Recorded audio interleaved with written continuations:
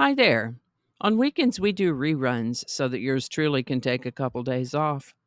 Look for a fresh new episode on Monday. Meanwhile, please enjoy this episode for this day from a previous year.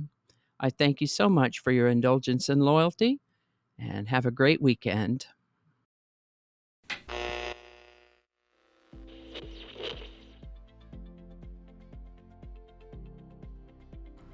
Hi there, and welcome to This Day in History for July 6th. July 6th is the 187th day of the year in the Gregorian calendar, 188th in leap years, with 178 days remaining to the end of the year.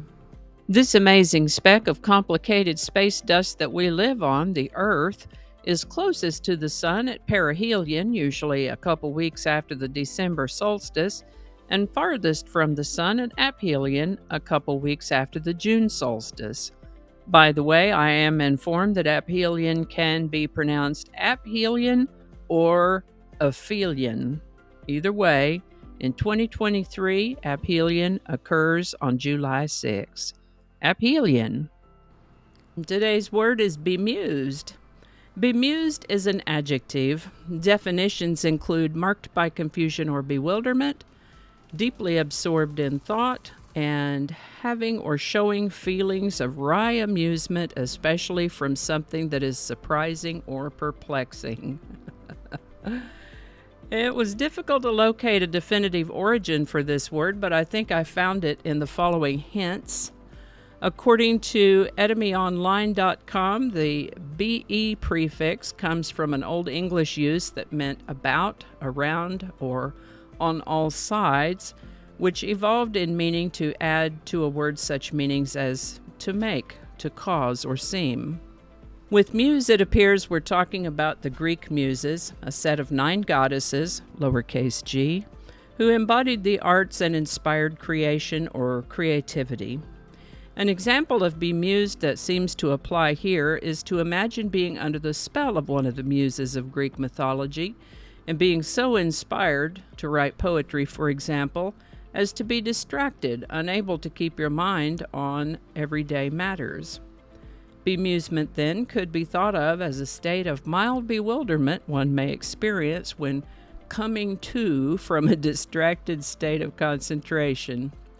First documented use of the word bemused is in the 1600s, bemused.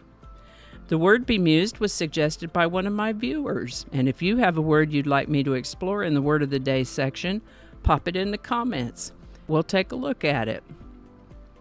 And with that, we talked about the song Windy by The Association in the Song of the Day. Windy was written by American folk singer-songwriter Ruth Ann Friedman, whose birthday it is today, July 6, 1944.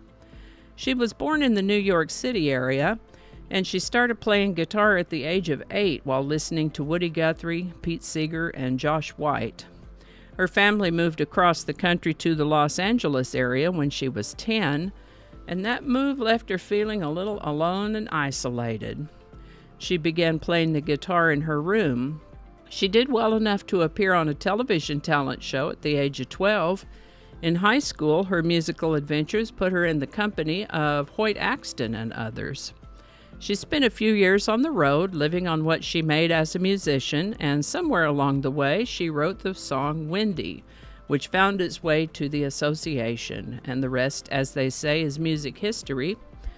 Back to Ms. Friedman, though, the cares of the world tugged on her sleeve in the early 70s. She stepped out of the music biz, got married, raised a family, ran a stationery company for about the next 30 years. In 2006, her album Constant Companion was reissued, reviving interest in Ms. Friedman and her music. She'd been out of the biz so long she had to relearn how to play the guitar and has been giving live performances in the Los Angeles area since then. Ruth Ann Friedman. Happy birthday, ma'am. This is the birthday of American businessman, politician, and 43rd President of the United States, George W. Bush, born on July 6, 1946.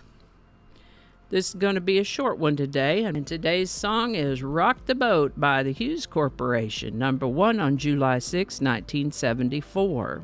This is the song for which they are best known, and it appeared on their first album, Freedom for the Stallion, in 1973.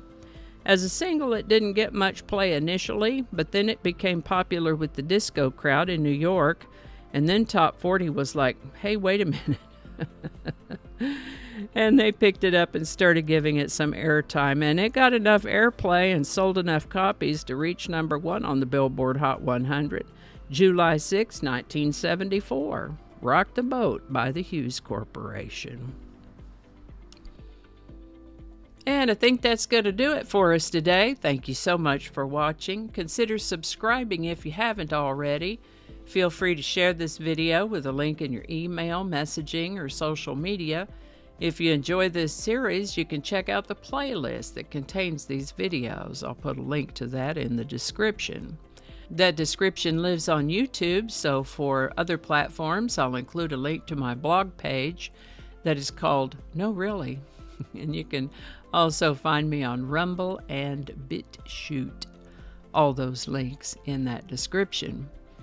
Alrighty, that's all I can think of right now. Thanks again, and I'll see you next time. Microphone over there. Hello. Okay. With 202 days remaining to the end of the world. End of the year. Please, not the end of the world. 202 days remaining to the end of the year. Let's read that one again. Yep, it is. That's what it's called. All right. Third time better be a charm. There's no "the" there. One more time. Attracting. Just read the whole thing over. Are you making some sound? Get on out of here. And we're going to edit that out. Don't alienate people who can be helpful to you. Flinging happiness all over the place. Alrighty. Back to work. I think we got it this time.